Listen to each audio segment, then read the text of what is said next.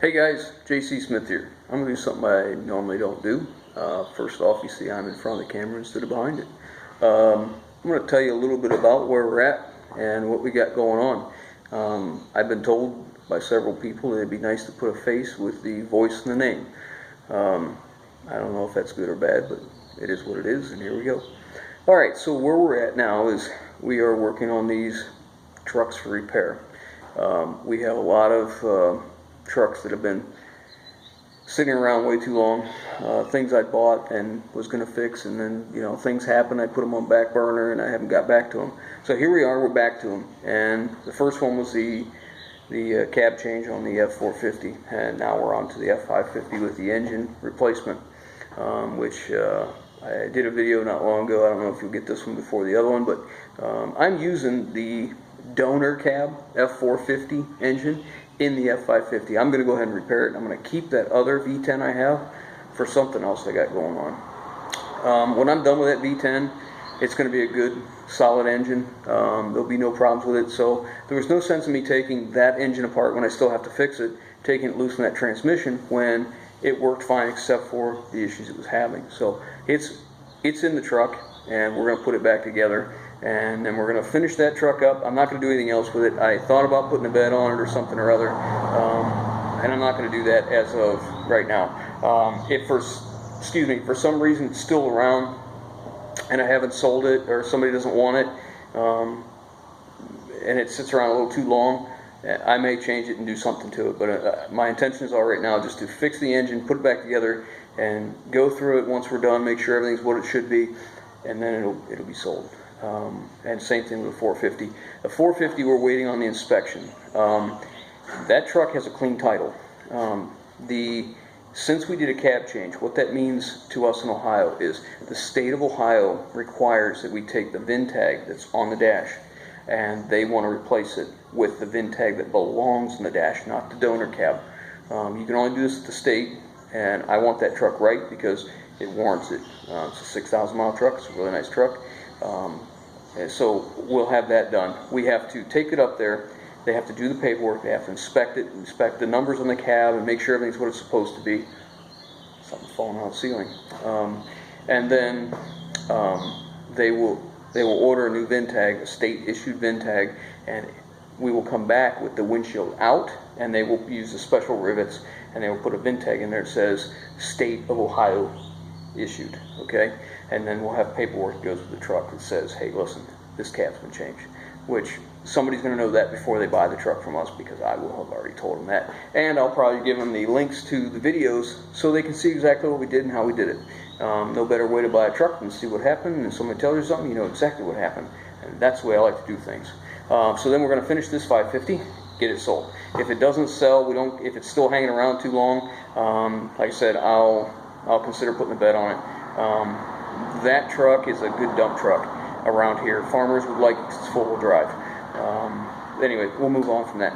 So we're going to try and get these repair projects done, and then we're going to move on to things that are maybe a little more interesting to me, maybe a little more interesting to you. I'm sure there's interest in this.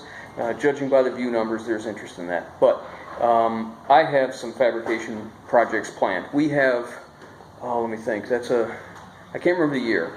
It's a 30-foot deck over flat trailer. The deck is on top of the axles, and it has two 10,000-pound axles. Kind of an odd trailer. The fellow I got it from was using it for hauling freight behind a medium-duty flatbed. So he would fill the flatbed full of this specific freight that he hauled all the time, and he filled the trailer up. There's no dovetail. It is a pintle hook. So for anything else other than that, it's not really attractive. So we're going to either take the tongue off, cut it off, and turn it into a gooseneck, or we're going to leave it on, and we're going to take that 30-foot flat and cut it at 25 and make a 5-foot dovetail, or we're going to go at the end of the 30-foot and put a 5-foot dovetail and then move both the axles back 5 feet. But then we're getting into a 35-foot trailer plus the tongue. So I haven't made a decision on that where we're going yet. It's kind of it'll be a catch-22. It doesn't matter what I do. When I'm done, I wish I had done something else. And that's how it works. So we got that project, and then we have a truck that I've owned for years. I can't even put a number on it. It's been so long. I bought this truck with the intentions of shortening it and using it to haul my camper. It's a Freightliner FL 106. I want to call it a rare truck. It's not a rare truck. It's a rare engine in the truck. It has a 50 Series Detroit. And for you guys that aren't familiar, the 50 Series Detroit is a 60 Series, but in a 4-cylinder version. It makes 320 horse and either 1,050 foot-pounds of torque or 1,100. It's one of those. And it has a 9-speed with 373 gears and air ride suspension. And I considered, when I bought it, my intention was to shorten it up, use it to haul our camper, because it's got a big 72-inch sleeper on the back that has refrigerator, microwave, inverter, flat screen. I'm sure there's more, and I don't remember. Oh, its own heat and air conditioning too. That's pretty nice. So anyways, I intended to pull my camper with that.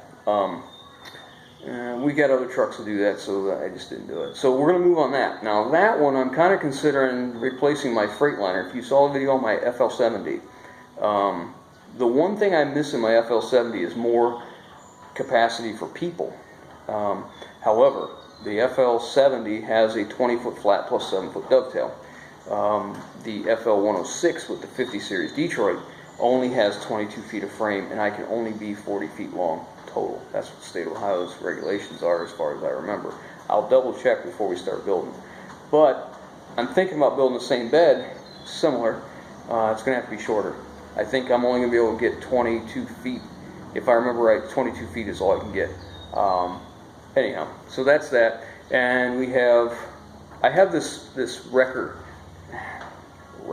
bed. It was on a truck that I bought years ago, and I sold the truck. It was on top kick.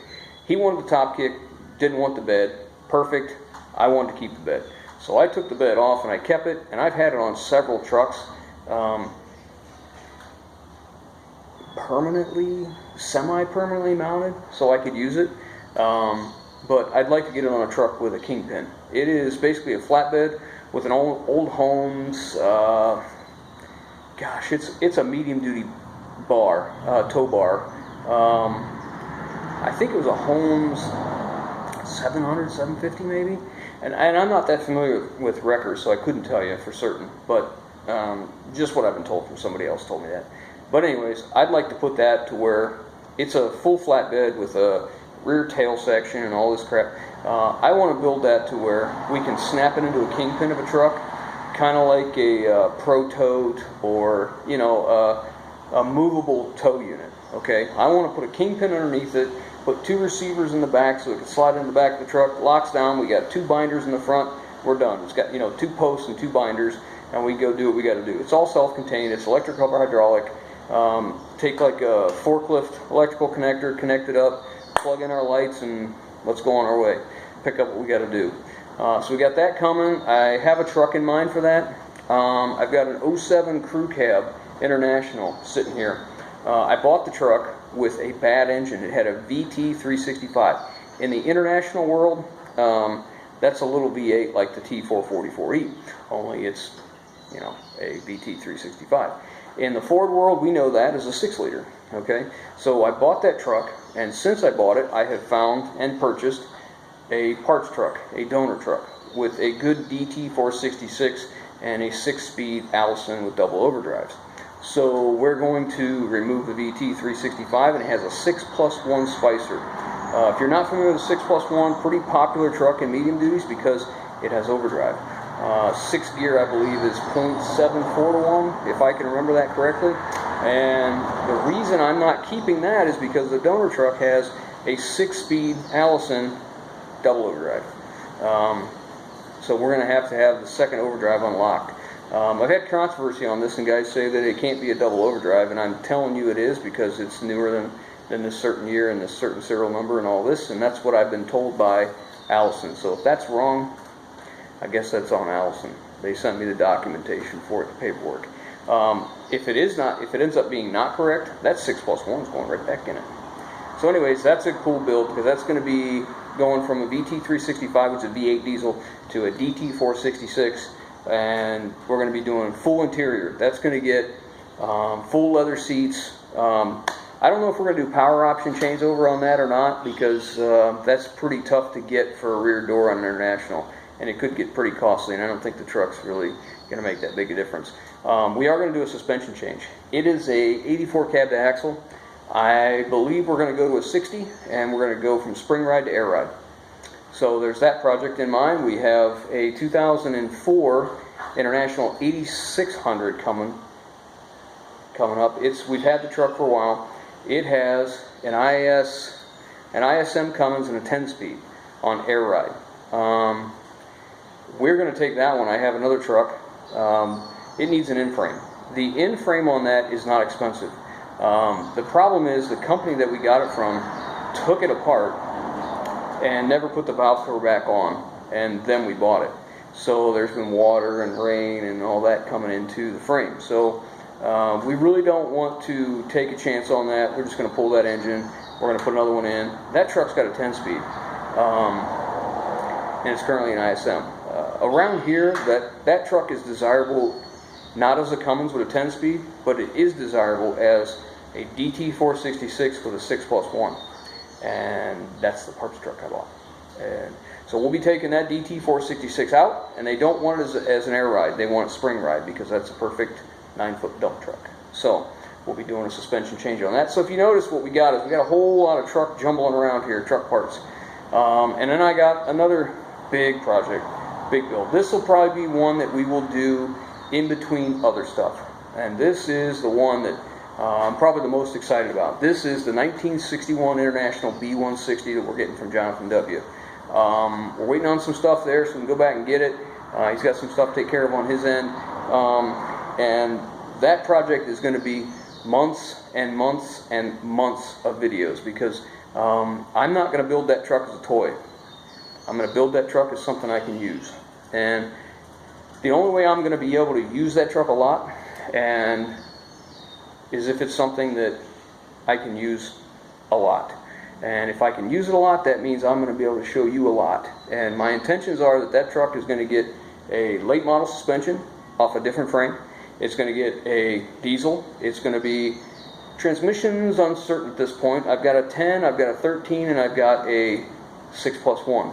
I have a few of those 6+1s. So I'm uncertain as to what combination we're going with, but I will tell you this, it will have air ride suspension with a dump valve. If that means anything. If you catch that from a previous video, you probably have an idea of what I'm building. So that's where we're going with that one, and that's the most exciting to me. But however, that is the most time consuming. So that's probably going to be just like this one project that I keep taking in and out of here every time I film, so you guys can't see it.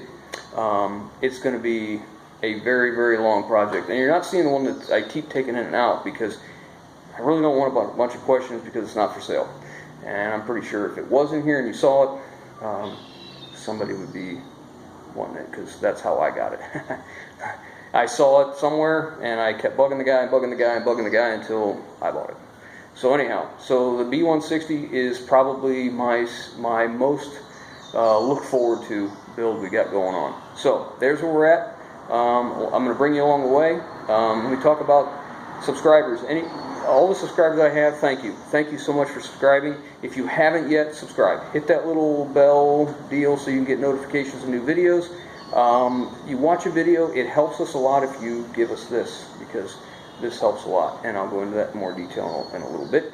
And the next thing is, all the people that came from Jonathan W.'s site and came to our channel and subscribed, thank you. And the ones that didn't, even if you just happened across, thank you. I appreciate you subscribers. I love watching our numbers steadily grow. We're not growing leaps and bounds, but man, it's still going up, and that's great with me. Comments. I love comments. If you make a comment, I will reply. I do to every single one. You may see one that I don't reply to in the daytime, but by the next morning, I will have replied. I love interacting, and I enjoy the conversations. A lot of good conversations. You guys are some of the best people. I enjoy it. I really enjoy it. So on to the next thing. That would be subscribers, comments. Oh, projects. If you have projects that you want to share with us, I have an email set up just for YouTube. It is it is J.c.smithprojects@gmail.com. And I'm going to put that link in there because I may have just said it wrong. But it'll be in the description box. And if you have a project you want to share, you want us to talk about, you got pictures, and it's something you want us to talk about, I'd be happy to do it. I love trucks. I love talking about trucks. There's only thing better than talking about trucks is talking about more trucks or projects. It doesn't matter to me what it is. It could be an S10. It could be a Western Star. Yeah, I bought a Western Star the other day. I bought a 2004 Western Star, and I'm pretty excited about that. It's got 400,000 miles on it. It's pretty low for a road tractor, and we're going to be putting a 60 Series Detroit in it. It currently has a 10-speed, and it has a bad Mercedes.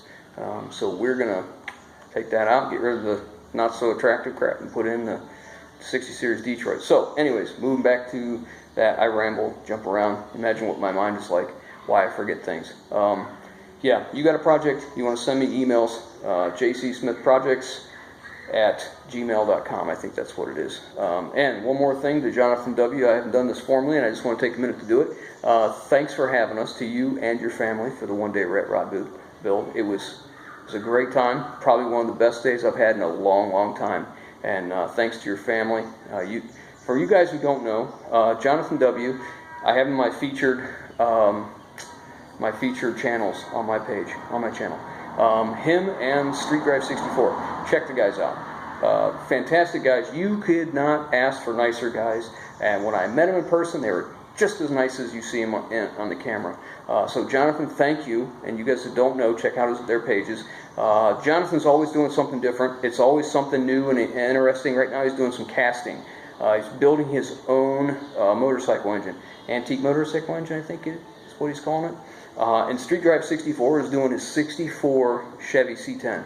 Big block. He's getting ready to get it back on the road. Beautiful truck. Beautiful truck. Very nice truck. Be proud of that truck. And so anyhow, thank you to those guys. The preparation that goes into what they do, you just can't imagine. It's weeks and weeks and weeks and weeks of work. And they do all this for charity, and they share it with you. So thumbs up to Jonathan. Thanks again. We can't wait for the next one. And I can't wait to buy more trucks, because he's got a couple others I'd like to have. So anyways, I'm going to get off here for now. That's all I got. So like I said, like, subscribe, comment, all that stuff, and we'll catch you on the next one. Thanks, guys.